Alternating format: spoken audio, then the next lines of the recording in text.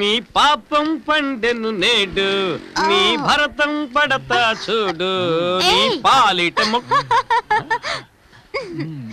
చిలిపి ఏంటి లోపల ఏదో జింగిరి పింగిరిలా ఉంది లోపల బయటికి నీకే చెప్పేది దొంగ కోటి పుట్టేవాళ్ళ మొహం ఏంట్రా ఏం జరిగింది ఎవరి ఆడలేడి అవును మోటార్ రూమ్ లో ఏం చేస్తున్నారా ఏదో అడ్రస్ అడిగింది మూర్తి కాస్త డీటెయిల్ గా చెప్తున్నాను అడ్రస్ అడిగిందా అడ్రస్ అడిగితే బయట చెప్పచ్చు కదరా లోపలికి ఎందుకు తీసుకెళ్ళావరా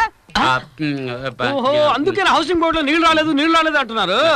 ఎలా వస్తాయరా నువ్వు మోటార్ రూమ్ లో ఈ పని చేస్తే అక్కడ నీళ్ళు ఎలా వస్తాయి నువ్వు ఒక పెద్ద మనిషి అనుకుని కబడ్డీ టీమ్ లో చేర్చుకుని నీకు మర్యాద ఇస్తే ఇక్కడ ఇలా లుచ్చా పని చేస్తావా నేను కబడ్డీ ఆడిన రోజే చెప్పాను కదా మూర్తి నా పెళ్ళం టచ్ చేసి 6 నెలలు అయిందని ఎప్పుడు వెళ్ళినా కడుపు నొప్పి అంటా ఉంది తననే బాధ పెట్టకూడదు వచ్చిందన్నీ వదలకూడదు కదా ఏంట్రా ఏదో 10-15 ఏళ్ళుగా పస్తులతో అల్లాడిపోయినట్టు ఫీల్ అయ్యి మాట్లాడుతున్నా ఇది ఒక ఆకలే కదా మూర్తి ఈ విషయం నేను ప్రాణంగా ప్రేమించే నీ భార్యకి తెలిస్తే ఏమవుతుంది అవును మూర్తి దానికి కనుక తెలిసిందంటే ఊరేసుకుంటది ఇది మనలోనే ఉండదు తెలుసు కదా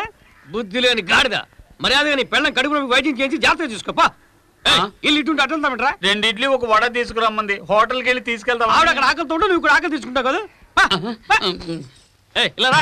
నీకు అసలు సిగ్గుందా సిగ్గుపడితే ఎలా జరుగుతుంది కట్టుకున్నాడు ఉద్యోగం అంటే దుబాయ్ పోయా ఏంటి పట్టుకున్నావు కావాలంటే నువ్వు రావచ్చు ఎవడరా అక్కడ ముందు మోటార్ రూమ్ శుభ్రం చేయండి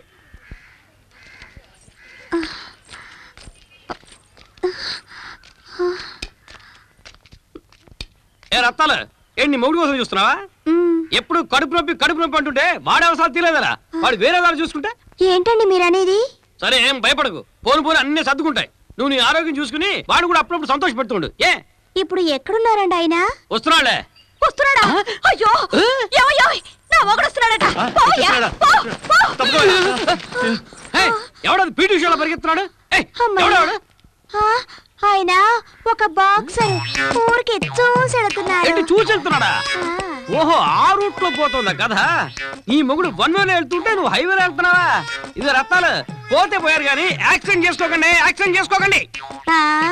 తోలేవాడు సరిగ్గా తోలితే యాక్సిడెంట్ ఎందుకు అవుతుంది పోతే ఈ విషయం మన మధ్య ఉండాలి నా మొగుడు గనక తెలిస్తే తెలిస్తే నువ్వే ఉంచుకొని పోషించాలి